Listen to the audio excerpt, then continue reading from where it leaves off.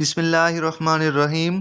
نبی کریم صلی اللہ علیہ وآلہ وسلم، حضرت ابوبکر صدیق رضی اللہ تعالیٰ عنہ، حضرت عمر فاروق رضی اللہ تعالیٰ عنہ، حضرت عثمان غنی رضی اللہ تعالیٰ عنہ اور حضرت علی رضی اللہ تعالیٰ عنہ صبح اکٹھے بیٹھے تھے۔ حضرت فاطمہ الزہرا رضی اللہ تعالیٰ عنہ نے شاہد کے پیالے پیش کیے۔ پیالے میں ایک بال گر گیا۔ حضور اکرم صلی اللہ علیہ وسلم نے فرمایا، سب اس پیالے سے متعلق اپنی رائے پیش کریں۔ اتنے میں حضرت ابراہیم علیہ السلام حاضر ہوئے اور عرض کیا، بسم اللہ الرحمن الرحیم۔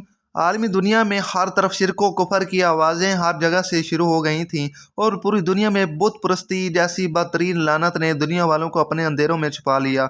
انسان ذات نے اپنے کریم رب کی بندگی چھوڑ دی اور درندوں جیسی زندگی گزارنے کا آغاز کر دیا، جہاں اپنے دیگر کے ٹکڑوں کو زندہ درگور کرنے جیسی ملعون رسومات کو اپنا مقصد بنایا اور بھی سینکڑوں برائیاں اپنے وجود میں شامل کر دیں اور ہر سمت اندھیرا چھا گیا۔ اس وقت اللہ تعالیٰ کی ذات کو انسان ذات کی حالت پر رحم آ گیا اور اپنے محبوب برگزیدہ پیغمبر صلی اللہ علیہ وآلہ وسلم کو دنیا کا آخری پیغمبر بنا کر دنیا میں اس انسان ذات کی رہنمائی کے لیے پیدا فرمایا۔ جب یہ نبی کریم صلی اللہ علیہ وسلم نے اپنی زبان سے عطر سے اپنے پروردگار عالم کا پیغام لوگوں تک پہنچانا شروع کر دیا تو ہر طرف اس سے رسول اکرم صلی اللہ علیہ وسلم کو لوگوں کو اس پیغام سے روکنے کی کوشش شروع کر دی۔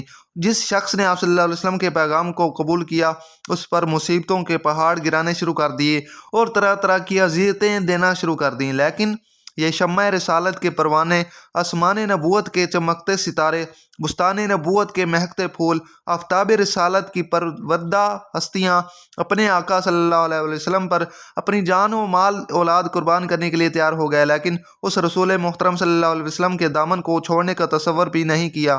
اس وقت رب کائنات نے ان مقدس ہستیوں کے متعلق ارشاد فرمایا، ترجمہ: یہی وہ لوگ ہیں جن کو اللہ تعالیٰ نے ہدایت اور یہی عقل والے ہیں۔ جب ان مقدس ہستیوں نے اپنے ان ساختہ معبودوں کی غلامی کو چھوڑ کر ایک خدا کی غلامی اختیار کی تو انہیں لوگ وہ تکالیف دینا شروع کر دی جن کو پڑھ کر انسان کانپ اٹھتا ہے، لیکن سلام ہے ان صحابہ کرام رضی اللہ تعالیٰ عنہ کو جنہوں نے اپنی جان اسلام کی خاطر قربان کر دی، لیکن اپنے مولا کریم کا پیغام کو اپنے دل سے نکالنے کا تصور بھی نہ کیا۔ ان مقدس ہستیوں کے واقعات کو پڑھ کر ایک مسلمان کا ایمان شک و شبہات سے پاک ہو جاتا ہے اور ہر قدم پر اپنی کامیابی کا یقین زیادہ بڑھ جاتا ہے۔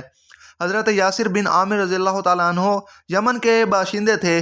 یہ آپس میں 4 بھائی تھے۔ حضرت یاسر، مالک، حارث اور ایک چھوٹا تھا۔ یہ چوتھے نمبر والا بھائی جس سے سب زیادہ محبت کرتے تھے ایک مرتبہ کہیں گم ہو گیا جس کی کوئی خبر ان کو نہ ملی۔ یہ لوگ اپنے بھائی کی محبت کی شدت کی وجہ سے دل کے ہاتھوں مجبور ہو کر اپنے بھائی کو ڈھونڈنے کے لیے گھر سے نکلے اپنے علاقے کے، لیکن ان کا وہ بھائی ان کی نظروں نے نہ دیکھا۔ آخرکار حضرت یاسر رضی اللہ تعالیٰ عنہ اپنے دونوں بھائیوں مالک اور حارث کو ساتھ لے کر تلاش کرتے کرتے مکہ کی سرزمین پر پہنچ گیا، لیکن یہاں بھی انہیں اپنے بھائی کے متعلق کوئی خبر نہ مل سکی۔ لیکن اس پاک سرزمین میں آقا نامدار حضرت محمد مصطفیٰ صلی اللہ علیہ وآلہ وسلم نے توحید کا پرچم بلند کر رکھا تھا اور یہ دولت حقیقی حضرت یاسر کے مقدر میں لکھی جا چکی تھی۔ جیسے ہی یہ اعلان حسن مقدس شخصیت کے کان پہ پہنچا تو اپنے بھائیوں کو کہنے لگا، میں نے وہ دولت ابدی حاصل کر لی ہے، اب مجھے کسی دوسری چیز کی ضرورت نہیں ہے۔ اگر رہنا چاہتے ہو تو میرے ساتھ رہ سکتے ہو، ورنہ تم اپنی مرضی سے مجھے چھوڑ کر جا سکتے ہو، مجھے تم سے کوئی شکایت نہیں ہے۔ یہ بات سن کر دونوں بھائی مایوس ہو کر زمین مکہ پاک سے اپنے ملک یمن چلے گئے، لیکن حضرت یاسر بن عامر رضی اللہ تعالیٰ عنہ نے مکہ پاک میں ایک سکونت اختیار کر دی۔ یہاں ابو حذیفہ بن مغیرہ سے خلیفانہ تعلقات پیدا کر لیے۔ حضرت حذیفہ نے اپنی ایک نیز سیرت حضرت سمیہ بنت خباب رضی اللہ تعالیٰ عنہ حضرت یاسر بن عامر رضی اللہ تعالیٰ عنہ کو بخش دی، جس سے انہوں نے نکاح کر لیا اور اپنی زندگی کے دن مکہ پاک کے اندر گزارے۔ بالآخر قدرت نے حضرت یاسر اور حضرت سمیہ رضی اللہ تعالیٰ عنہ کو ایک خوبصورت بچہ عطا فرمایا جس کا نام حضرت عمار رضی اللہ تعالیٰ عنہ رکھا گیا۔ یہ مقدس بچہ چل کر اپنی سیرت و صورت، کردار، گفتار، عشق رسول میں اسلام کا ایک مستقل لال بن گیا، جس کی سیرت و عشق کے واقعات پڑھ کر انسانی عقل دنگ رہ جاتی ہے۔ سیدنا ابو ذر غفاری رضی اللہ تعالیٰ عنہ کو خلیفہ سوم سیدنا عثمان غنی رضی اللہ تعالیٰ عنہ نے مدینہ سے عراق چلے جانے کا حکم دیا، چنانچہ وہ اپنے اہل و عیال کے ساتھ وہاں چلے گئے۔ 32 ہجری کے ایام حج میں رضا یعنی इराक के तमाम लोग ही बच्चों समेत हज के लिए चले गए। अबू ज़र गफ़ारी रज़ियल्लाहु तआला अन्हु के साथ सिर्फ उनकी बूढ़ी बीवी और एक बेटी मौजूद थी। उसी दौरान आप मर्जुल मौत में मुब्तला हुए। जब नज़ा की हालत तारी हुई तो उनकी अहलिया रोने लगीं और अबू ज़र गफ़ारी रज़ियल्लाहु तआला अन्हु ने नजीफ आवाज़ में पूछा कि रोते क्यों हो? अहलिया ने जवाब दिया, आप एक वीराने में दम तोड़ रहे हैं। ना मेरे पास इतना कपड़ा है कि आपको कफन दे सकूं और ना ही मेरे बाजू में इतनी ताकत है कि आपकी अब्दी ख्वाबगाह तैयार कर सकूं। अबू ज़र गफ़ारी रज़ियल्लाहु तआला अन्हु ने फरमाया, नबी करीम सल्लल्लाहु अलैहि वसल्लम ने मुझे बताया था कि सहरा में वफ़ात पाओगे और मोमिनीन की एक जमात मेरी नमाज जनाजा में शरीक होगी। तुम बाहर जाके देखो। आपके इरशाद के मुताबिक नबी करीम सल्लल्लाहु अलैहि वसल्लम ने जैसा फरमाया था, मुसलमानों की कोई जमात ज़रूर आती होगी। अबू ज़र गफ़ारी रज़ियल्लाहु तआला अन्हु की अहलिया टीले पर चढ़कर इंतज़ार करने लगी। थोड़ी देर बाद चंद सवार नमूदार हुए। जब करीब आए तो अबू ज़र गफ़ारी रज़ियल्लाहु तआला अन्हु की ज़ौजा ने कहा, भाइयों, करीब ही एक मुसलमान सफ़र आखिरत की तैयारी कर रहा है, उसके कफ़न दफन में मेरा हाथ बटाओ। काफ़िले वालों ने पूछा, वो कौन शख्स है? जवाब दिया, अबू ज़र गफ़ारी रज़ियल्लाहु तआला अन्हु।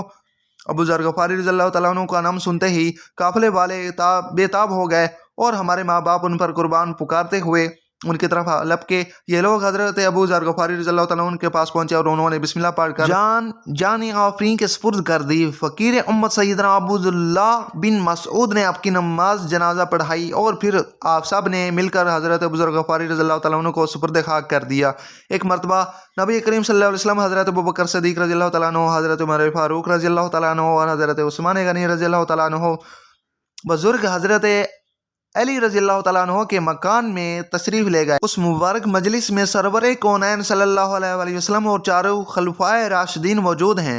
हज़रत अली रज़ियल्लाहु तआला अन्हु और उनकी ज़ौजा हज़रत फ़ातिमा ज़हरा रज़ियल्लाहु तआला अन्हु मेहमानों की खातिर तवाज़ो करने के लिए उनके पास जो सबसे बेहतरीन चीज़ थी वो पेश की। एक शाहिद का प्याला लाई। वो खूबसूरत और चमकदार प्याला था।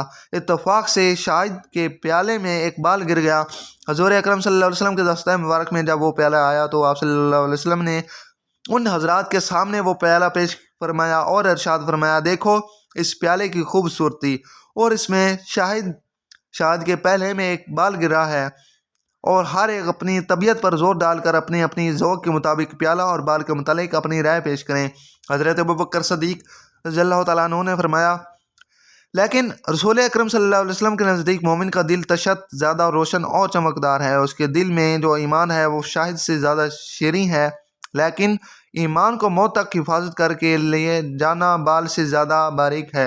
हज़रत उमर फ़ारूक रज़ियल्लाहु तआला अन्हु के सामने जब ये प्याला पेश किया तो हज़रत उमर फ़ारूक रज़ियल्लाहु तआला अन्हु ने फरमाया, या रसूलुल्लाह सल्लल्लाहु अलैहि वसल्लम, हुकूमत इस तश्त से ज़्यादा चमकदार और रोशन है, हुक्मरानी करना शायद से ज़्यादा शीरीं है, लेकिन हुकूमत में अदल व इंसाफ करना माल से ज़्यादा बारीक। हज़रत उस्मान गनी रज़ियल्लाहु तआला अन्हु ने फरमाया, रसूलुल्लाह सल्लल्लाहु अलैहि वसल्लम, मेरे नज़दीक इल्म व दीन तश्त से ज़्यादा रोशन और इल्म सीखना शायद से ज़्यादा शीरीं है, लेकिन इस पर अमल करना बाल से ज़्यादा बारीक है।